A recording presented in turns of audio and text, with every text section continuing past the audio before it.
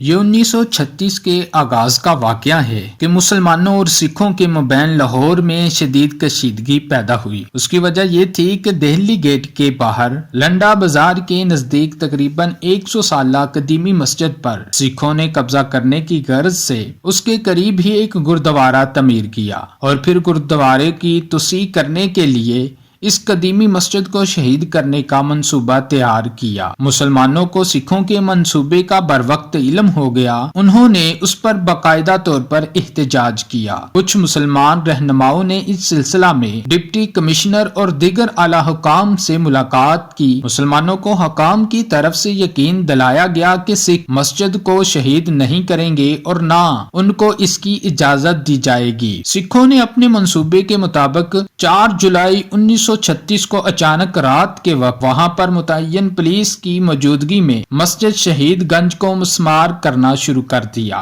مسلمانوں کو علم ہوا تو وہ وہاں پر پہنچے اور مزاحمت کرتے ہوئے آگے بڑھنا چاہا، لیکن پولیس نے انہیں آگے جانے سے زبردستی روک دیا۔ چنانچہ صبح تک مسجد کو شہید کر دیا گیا۔ اس بات کی خبر جلد ہی پورے شہر میں پھیل گئی اور شہر بھر میں کشیدگی پیدا ہو گئی۔ مسلمانوں کو شہید کی گئی مسجد کی جگہ پر پہنچنے سے روکنے کے لیے پولیس کی مزید نفری طلب کر لی گئی، جس سے مسلمانوں کے غم و غصے میں مزید اضافہ ہو گیا اور صورتحال کو خراب ہوتا دیکھ کر لاہور میں کرفیو لگا دیا گیا اور اخبارات پر بھی سینسر لگا دیا گیا۔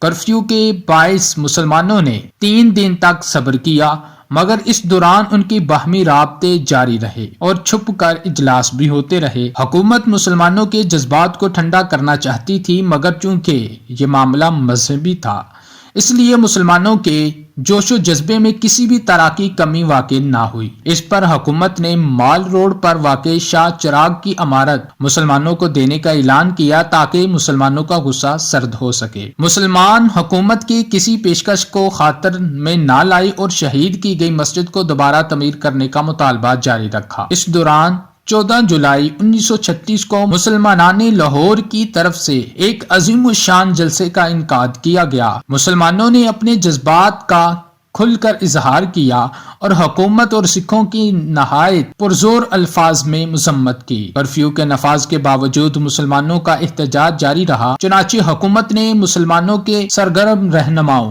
مولانا ظفر علی خان، میاں فروز الدین، سید حبیب، ملک لال دین اور بہت سے مسلمانوں کو گرفتار کر لیا۔ ان گرفتاریوں کے باوجود مسلمانوں نے اگلے روز 15 جولائی کو جلوس نکالا اور کرفیو کے باوجود مسلمانوں کی کثیر تعداد اس جلوس میں شریک ہوئی۔ حکومت اور سکھوں کے خلاف نعرے بازی کر کے اپنے جذبات کا اظہار کیا گیا۔ پولیس نے جلوس کو منتشر کرنے کے لیے لاٹھی چارج کیا، جس سے بہت سے مسلمان زخمی ہوئے۔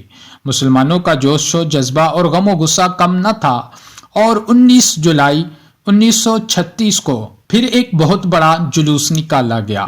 پولیس نے جلوس کو روکنے کی کوشش کی، مگر جلوس مسجد شہید گنج کی طرف بڑھتا جا رہا تھا۔ اس پر پولیس کو کئی مرتبہ جلوس پر لاٹھی چارج کرنا پڑا۔ جلوس کو روکنے میں ناکامی پر گولی چلا دی گئی، جس سے بے شمار مسلمان زخمی ہوئے۔ ہزاروں نوجوانوں کو گرفتار کر لیا گیا۔ کئی روز تک احتجاج کا یہ سلسلہ جاری رہا۔